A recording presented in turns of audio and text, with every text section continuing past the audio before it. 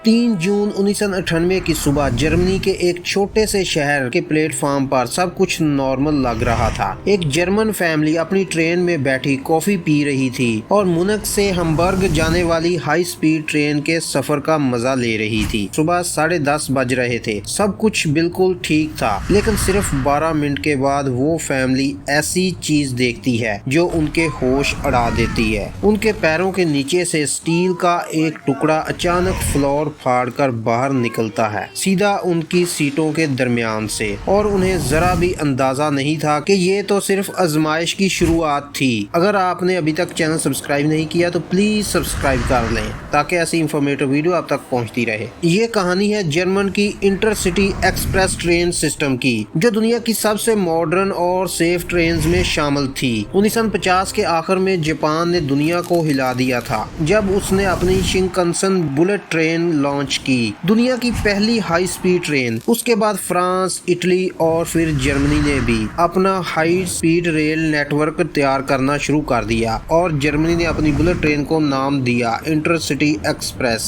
1980 के दौर में जब ये ट्रेन चलना शुरू हुई तो लोगों को लगा कि अब सफर का फ्यूचर आ गया है। सुपर फास्ट, कंफर्टेबल और टेक्नोलॉजी से भरी हुई ट्रेन।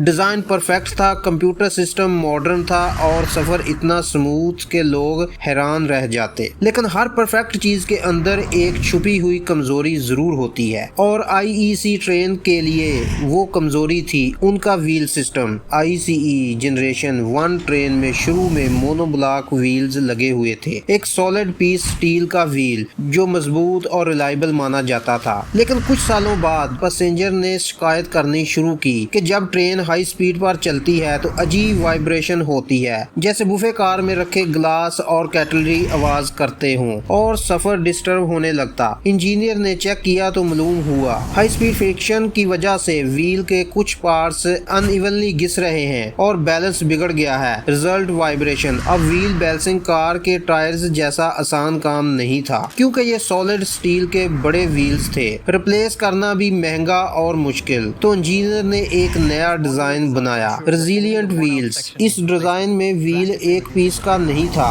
अंदर की रिंग और बाहर का पार्ट अलग, और उनके बीच में एक रबर रिंग लगाई गई जो वाइब्रेशन अब्सॉर्ब करे। आइडिया ये था कि जब आउटर व्हील घिस जाए तो सिर्फ वो रिप्लेस हो जाए, पूरा व्हील नहीं। लेकिन एक बड़ी गलती हो गई। ये डिजाइन पहले ट्राम सिस्टम में यूज होता था जो 30 किलोमीटर पर आवर से ज्यादा स्पीड पर नहीं चलती। आईसीई ट्रेन चलती थी 250 किलोमीटर पर आवर पर। किसी ने टेस्ट नहीं किया और बिना प्रूफ के 1992 में ये डिजाइन अप्रूव कर दिया गया। कुछ साल सब ठीक चलता रहा, लेकिन 1997 में हैनोवर की ट्राम कंपनी यूस्ट्रा ने अपने व्हील्स में क्रैक्स नोटिस किए। उन्होंने इमीडिएटली अपने व्हील्स रिप्लेस किए और वार्निंग दी जर्मन नेशनल रेलवे को कि रेजिलिएंट व्हील्स खतरनाक हो सकते हैं, मगर कंपनी ने ये वार्निंग इग्नोर कर दी। उन्होंने कहा हमारी ट्रेन में तो कोई वाइब्रेशन नहीं, सब ठीक है। और एक साल बाद 3 जून 1998 को सब कुछ तबाह हो गया। सुबह 10:30 बजे आईसीई ट्रेन 884 हैनोवर से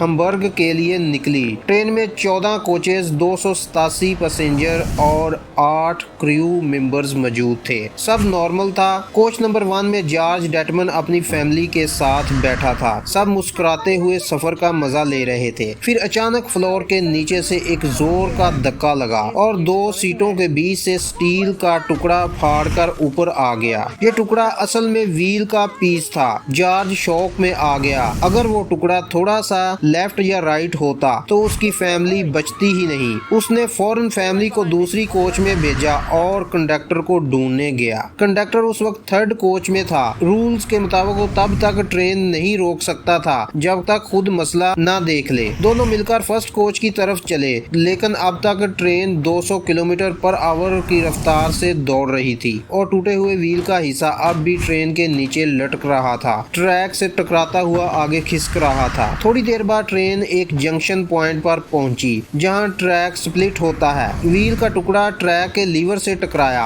और स्विच चेंज हो गया। अब पहली और दूसरी कोच एक ट्रैक पर, जबकि तीसरी कोच तीसरे ट्रैक पर चली गई। ट्रेन की बॉडी ट्विस्ट हो गई और कोच नंबर 3 सीधा ब्रिज के कंक्रीट पिलर को टकरा गई। टक्कर इतनी जोर की थी कि ब्रिज का आधा हिस्सा टूट गया। कोच नंबर 4 ने ब्रिज के क्लापस ہونے سے بچنے کی کوشش کی لیکن وہ ایمبینکمنٹ سے ٹکرا گئی اور 3 ریلوے ورکرز وہیں کچلے گئے۔ کوچ نمبر 5 اور 6 برج کے 300 ٹن کنکریٹ کے نیچے دب گئے۔ ان کی ہائٹ بعد میں صرف 6 انچ رہ گئی تھی۔ پیچھے سے آنے والی کوچز ایک دوسرے سے ٹکرانے لگے۔ 7، 8، 9 اور 10 سب فولڈ ہوتی گئیں جیسے کاغذ کا ٹکڑا۔ صرف پہلی 2 کوچز بچ گئیں جہاں جارج اور اس کی فیملی تھی۔ فرنٹ لوکوموٹیو لگ بھگ 3 کلومیٹر آگے جا کر رکی۔ ڈرائیور اور انجینئر کو تھوڑا جھٹکا محسوس ہوا مگر انہیں اندازہ نہیں تھا کہ ان کے پیچھے کیا قیامت ٹوٹ چکی ہے۔ جہاں یہ ایکسیڈنٹ ہوا اس ٹاؤن کا نام تھا ایشرڈ۔ جب لوگوں نے دھماکے کی آواز سنی تو سب بھاگ کر سائٹ پر پہنچ گئے۔ ان کے سامنے جو منظر تھا وہ زندگی بھر یاد رہ گیا۔ ٹوٹی ہوئی کوچز، لوہے کے ٹکڑے، آگ، دھواں اور لوگوں کی چیخیں۔ کئی لوگ برج کے نیچے پھنس گئے، کئی اپنی سیٹس میں اٹکے ہوئے تھے۔ ونڈوز پریشر پروف تھی جنہیں توڑنا آلموسٹ ناممکن تھا۔ ریسکیو ٹیم کو ہیوی مشینری منگوانی پڑی، پھر بھی پہلی انجرڈ تک پہنچنے میں کئی گھنٹے لگ گئے۔ 1000 سے زیادہ ریسکیوزر، ایمبولینس اور ملٹری ڈاکٹرز سائٹ پر پہنچ گئے۔ قریب ہی ایک میڈیکل کانفرنس ہو رہی تھی، وہاں سے 40 ڈاکٹرز بھی فوراً مدد کو آ گئے لیکن تب تک سب کچھ تباہ ہو چکا تھا۔ 101 لوگ مر چکے تھے، 88 لوگ شدید زخمی ہوئے اور 100 کے قریب لوگ ہلکا زخمی ہوئے۔ صرف پہلی 2 کوچز کے لوگ بچ پائے۔ ICE ٹرین کو دنیا کی سیفسٹ ٹرین مانا جاتا تھا لیکن ایشیڈ ڈیزاسٹر نے سب کو ہلا کر رکھ دیا۔ انویسٹیگیٹر نے جب سائٹ چیک کی تو پہلے انہیں لگا گاڑی ٹریک پر آ گئی ہوگی لیکن جب انہوں نے کوچ نمبر 1 کا فلور سے نکلا ویل کا ٹکڑا دیکھا سب کچھ سمجھ آ گیا۔ ریکارڈ نے بتایا کہ اسی ویل میں پہلے بھی فلیٹ سپاٹس ایشو 8 دفعہ رپورٹ ہوا تھا مگر اسے کبھی ریپلیس نہیں کیا گیا۔ کریک ڈیٹیکٹنگ مشینز موجود تھی لیکن انسپیکشن صرف ٹارچ اور مینولی کی جا رہی تھی۔ وارننگ مل چکی تھی۔ 1992 میں فران ہوفر انسٹی ٹیوٹ نے الرٹ دیا تھا کہ ریزیلینٹ ویلز ڈینجرس ہیں۔ 1997 میں ہینوور ٹرام کمپنی نے بھی وارننگ دی تھی لیکن دونوں کو اگنور کر دیا گیا۔ انجینئر نے بعد میں بتایا کہ IEC ویل روز 5 لاکھ دفعہ روٹیٹ کرتا تھا ہائی سپیڈ پر۔ ہر روٹیشن میں سٹیل ہلکا کمپریس ہوتا اور پھر ایکسپینڈ۔ اس پروسیس سے فٹیگ کریکس بن گئے جو دن بدن بڑھتے گئے۔ ربر لیئرز وائبریشنز ابزارب کر رہی تھی اس لیے کسی کو پتہ نہیں چلا کہ اندر سٹیل کریک ہو رہا ہے۔ اور پھر 3 جون 1998 کو ایک ویل ٹوٹ گیا اور ایک بڑی ٹریجڈی دنیا کے سامنے آ گئی۔ ایشیڈ ڈیزاسٹر کو آج بھی دنیا کا سب سے خطرناک ہائی سپیڈ ٹرین ایکسیڈنٹ مانا جاتا ہے۔ اس کے بعد سب IEC